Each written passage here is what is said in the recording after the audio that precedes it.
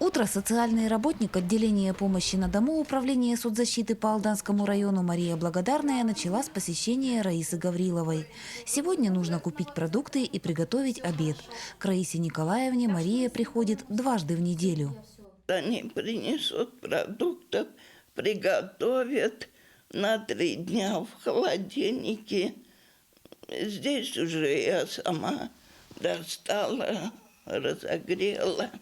В этот раз к Раисе Николаевне Мария пришла не одна. Ей помогали воспитанницы Алданского социально-реабилитационного центра для несовершеннолетних Ира и Вера. Идею приобщения подрастающего поколения к профессии соцработника инициировали педагоги центра.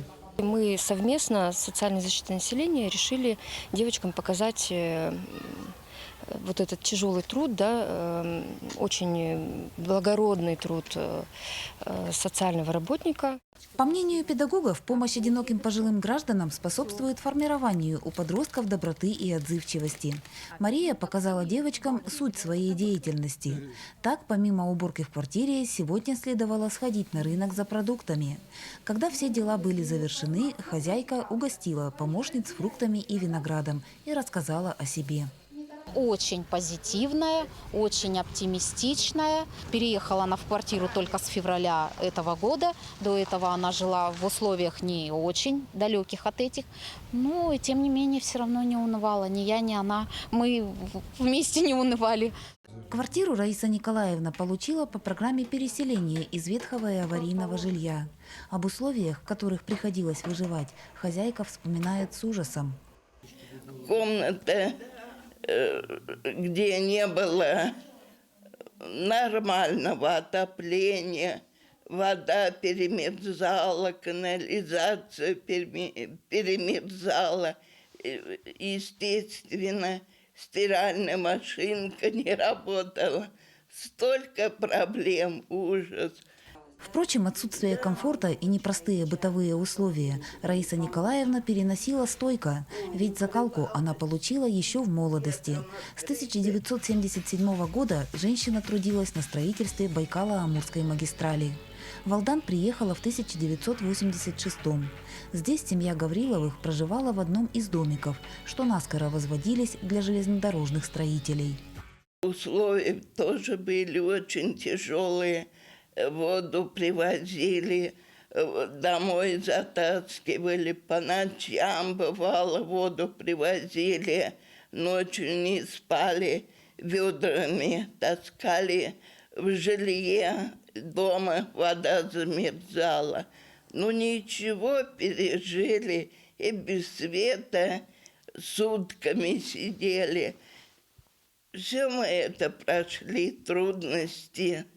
С Марией Раиса Николаевна познакомилась 2 года назад. Женщина входит в группу другого соцработника. Маша замещает коллегу на период отпуска. Наряду с внимательностью и аккуратностью Раиса Николаевна особенно ценит в сотрудниках соцзащиты безотказность и готовность прийти на помощь в любое время. Это люди, такой доброты. И я не боюсь, сейчас у меня слезы потекут от слов благодарности в их адрес. Большое спасибо им. В профессию Мария пришла 7 лет назад. Сейчас у нее на обслуживании 11 человек. Старшей пациентке 88 лет, самому молодому скоро исполнится 70. По словам Марии, она еще не сталкивалась с ситуацией, когда с подопечным не было бы психологического контакта. Отношения соцработника с каждым членом группы строятся на доверии и взаимопонимании.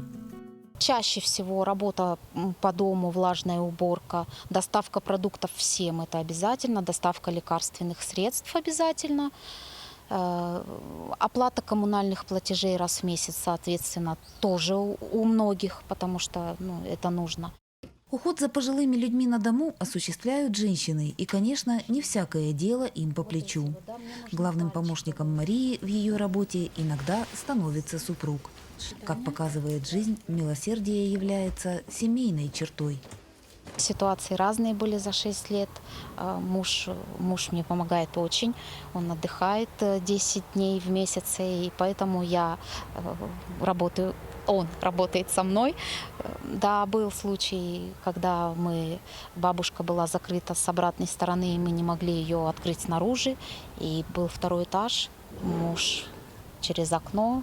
Он мне помогает. Вообще много всяких разных ситуаций, где муж со мной принимает участие в моей работе. Попрощавшись с Раисой Николаевной, Мария вместе с юными помощницами отправилась к другой своей пациентке – Валентине Ивановне Ладудько. Знакомство с хозяйкой произвело на девочек сильное и неоднозначное впечатление. Восхищение разбавляла некоторая робость. Она очень интеллигентный человек. Вы обратили внимание, она начитана, она увлеченная, она увлекается живописью, сама пишет стихи, грамотная очень. И поначалу даже я ее больше боялась, наверное. По профессии Валентина Ивановна – горный инженер. Много лет она работала технологом в комбинате «Алдан-Золото». Затем преподавала техническую механику в Алданском политехникуме.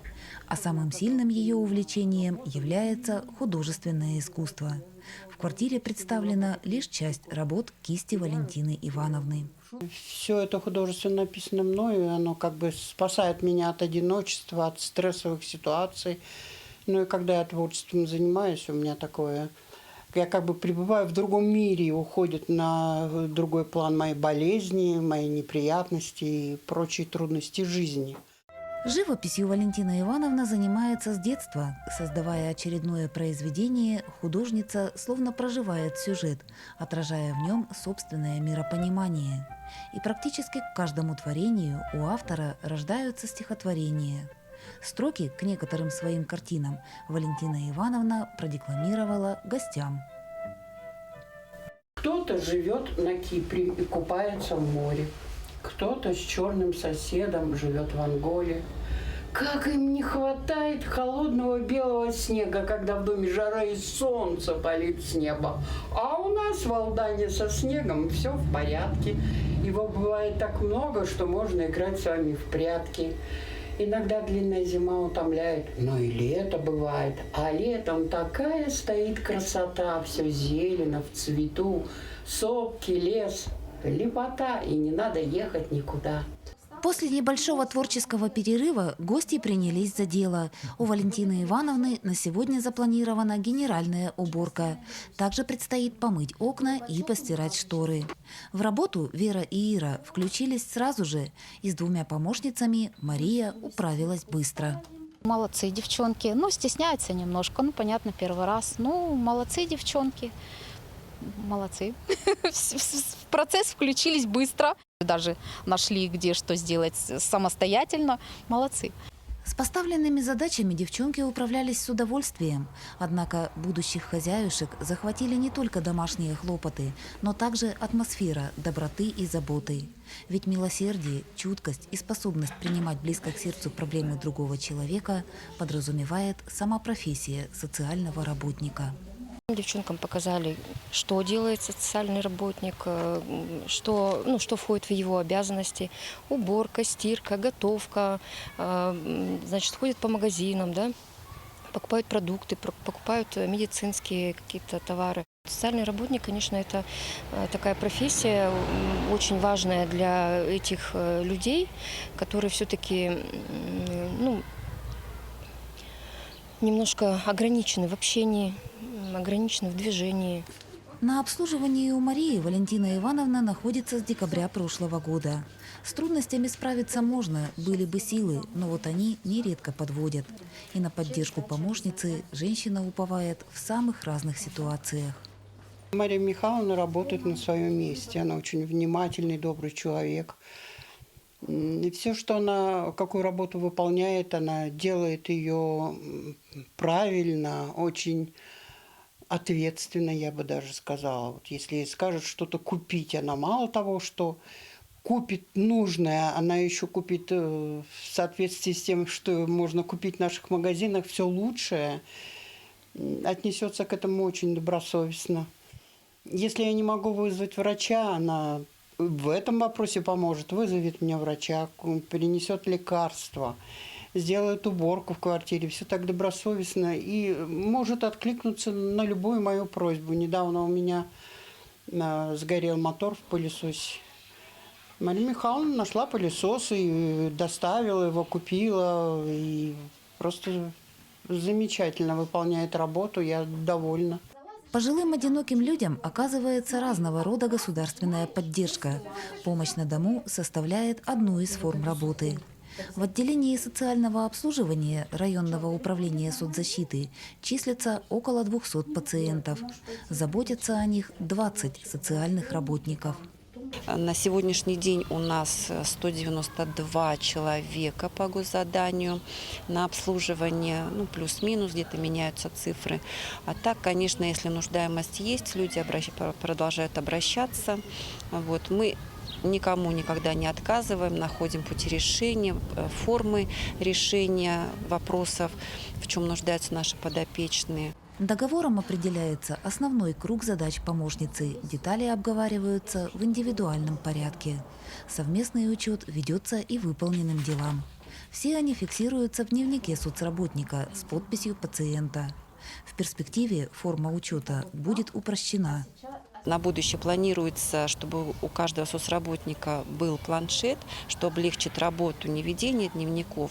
Они в планшетах отмечают свои услуги, эти услуги попадают в общую программу АСП, и уже больше времени мы будем уделять самим подопечным, потому что сейчас, конечно, очень большой объем работы в бумаге, в программе, работы в программе, вот, что нам не хватает времени.